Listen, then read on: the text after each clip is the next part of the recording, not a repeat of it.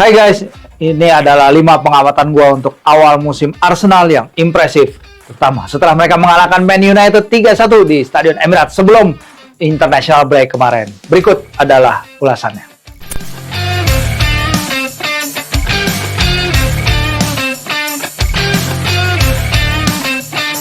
Pertama, ini adalah salah satu start terbaik bagi The Gunners.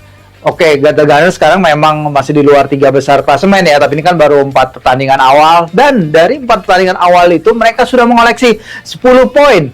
Sebenarnya 10 poin ini adalah torehan kedua terbaik Arsenal sepanjang 10 tahun terakhir, hanya kalah dari ketika mereka menorehkan start sempurna musim lalu.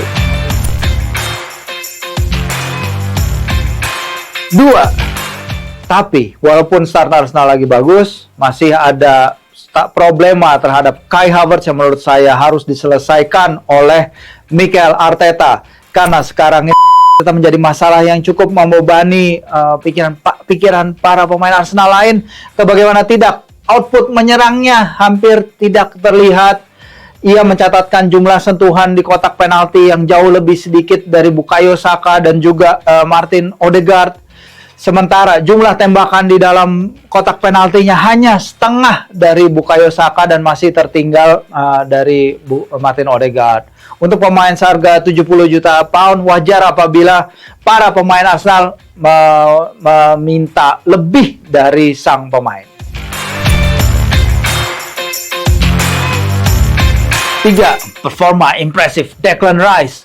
Kalau kita melihat bagaimana Declan Rice bermain bagi Arsenal musim ini, kita wajar melihat pemain yang harganya melebihi 100 juta pound. Apalagi, sahabat Kompas.com, kalau kita melihat bagaimana adaptasi Moises Caicedo di Chelsea misalnya, masih jauh dari ideal. Kai Havertz menunjukkan performa brilian dalam laga kontra Crystal Palace dan juga pertandingan kontra Man United. It's his overall game yang menurut saya bagus sekali. Sebenarnya bagi seorang Declan Rice, ia nggak harus meledak, nggak harus menunjukkan dirinya dengan mencetak gol, ya virtually gol kemenangan ya lawan Man United di injury time. Tapi the fact kalau dia bisa melakukan itu menurut saya adalah bonus luar biasa dari seorang Rice yang tidak hanya bisa mengendalikan center of midfield tapi juga bisa menjadi andalan di depan gawang apabila timnya membutuhkan. 4. Akhirnya Mikel Arteta nggak overthinking. Ketika laga melawan Man United, ia kembali menaruh Ben White di sisi bek kanan dan tidak lagi memainkan Thomas Partey di sana.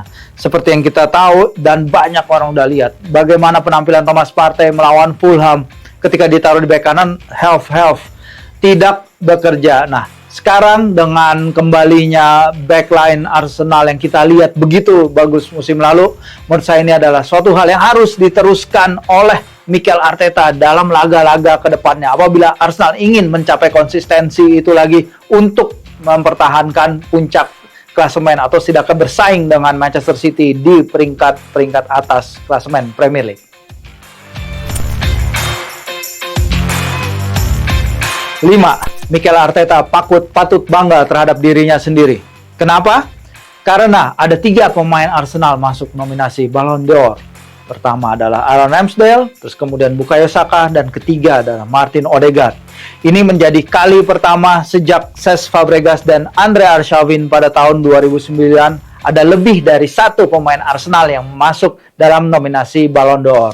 Bagi saya ini adalah bukti betapa Mikel Arteta di tengah segala kritik masih bisa membuat pemain yang berkembang, masih bisa membuat para pemain yang memenuhi potensial mereka. Dan kita juga tahu bahwa Bukayo Saka baru saja memenangkan penghargaan PFA Young Player of the Year juga. Dan hal ini semakin, menurut saya, makin meningkatkan harga dan kualitas pelatih Arteta di tengah segala kritik yang menimpanya. Oke guys, itu adalah 5 pengamatan awal musim gua tentang Arsenal. Bagaimana pendapat Anda? Pendapat kalian silahkan tulis di kolom komentar. Dan jangan lupa klik like and subscribe.